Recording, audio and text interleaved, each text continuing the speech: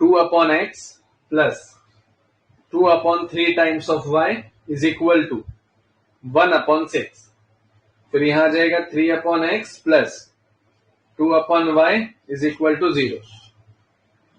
तो हमें यहां पर वैल्यू बतानी है, और वैल्यू भी कैसी बतानी है? इन्होंने बोला कि find the value of a where the given part is y is equal to ax minus 4. Equation is given in the terms of x and y and we have to find out the value of a. पहले हमने late करा होगा u को, जो कि 1 upon x होता है. फिर हमने यहां पर लेट किया होगा v को, जो कि 1 upon y होता है. तो 1 upon x को मैंने यहाँ पे 2u लिख दिया होगा, रिड्यूस कर दिया इसे. 2 upon 3 1 upon y को हमने v लिख दिया, क्योंकि 3 तो कांस्टेंट है, वो तो बनी रहेगी. तो ये मेरी पहली इक्वेशन निकल कर आई. अब मैं यहाँ पर एलसीएम ले लेता हूं ताकि ये 3 रिड्यूस हो जाए. तो 3 2 जा 6 times of u, 1 into 2 2 times of v, 3 1 जा 3 इज इक्वल टू 1 upon 6. ये निकल कर आ गया. इस 3 को हम यहां पर ले जा सकते हैं. 6 times of u, 2 times of v, and here it is 3 upon 6. ये आ गया. अगर मैं यहां पर देखूं देन व्हाट विल हैपन कि यहां से मैं कॉमन निकाल सकता हूं 2 को जैसे ही कॉमन निकालोगे 3v plus 3u plus v हो जाएगा. तो 3u plus v is equal to 1 upon 2 हो जाएगा.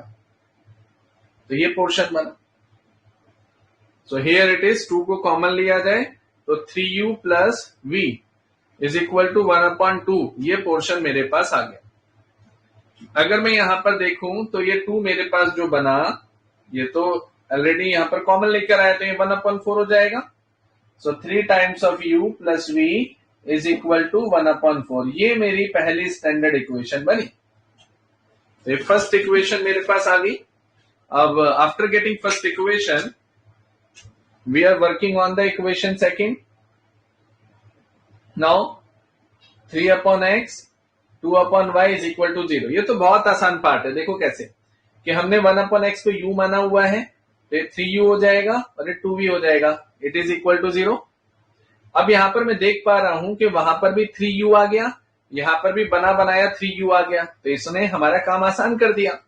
एक पार्ट में इसने कैलकुलेशन करवाई, लेकिन दूसरे पार्ट में इसने हमारा टाइम बचा लिया. तो अब हम इन दोनों में एलिमिनेशन मेथड अप्लाई करेंगे. तो लिखना पड़ेगा हमें अप्लाई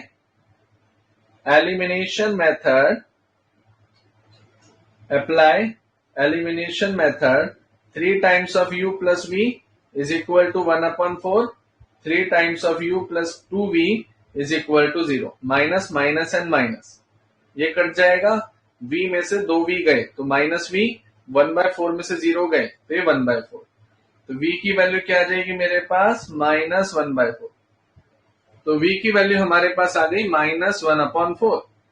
अब जैसे ही v की वैल्यू मेरे पास आ जाती है, वैसे ही यहां पर देखें तो 3 टाइम्स ऑफ u प्लस यहां पर अगर v की बात करें तो v माइनस 1 upon 4 आ जाएगा. तो 2 टाइम्स ऑफ v की वैल्यू आ जाएगी minus 1 upon 4 is equal to 0. तो अगर मैं यहां पर देखूं तो 3 टाइम्स ऑफ u, ये आ जाएगा प्लस, ये आ जाएगा minus 2 upon 4 is equal to 0. ये आ जाएगा 2 1 जा 2, 2 2 जा 4. 3 times of u is equal to positive 1 upon 2. तो u की वैल्यू मेरे पास आ गई 1 upon 6. तो u की वैल्यू हमारे पास आ गई 1 upon 6 और v की वैल्यू आ गई मेरे पास माइनस 1 upon 4. अब u और v दोनों की दोनों वैल्यू आपके सामने है. नाउ इसे आप कंपेयर करिए कि u को हमने 1 upon x लिया हुआ है, तो u की जगह मैं 1 upon x लिख सकता हूं. तो दोनों साइड रेसिप्रोकल कर देंगे तो x की वैल्यू मेरे पास कितनी आ गई? 6. तो x की वैल्यू तो 6 निकल आई. फिर v को हमने 1 upon y लिखा है, तो v को आपने 1 upon y लिखा है, तो v की वैल्यू आ रही है minus 1 upon 4 which is equal to 1 upon y. तो y की वैल्यू कितनी आ गई? -4. तो y की वैल्यू भी आपके पास आ गई -4.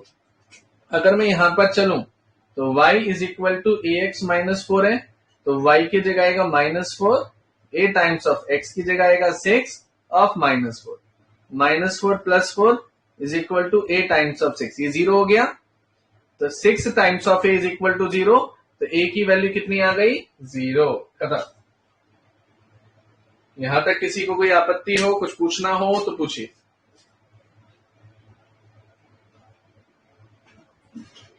फटाफट इसे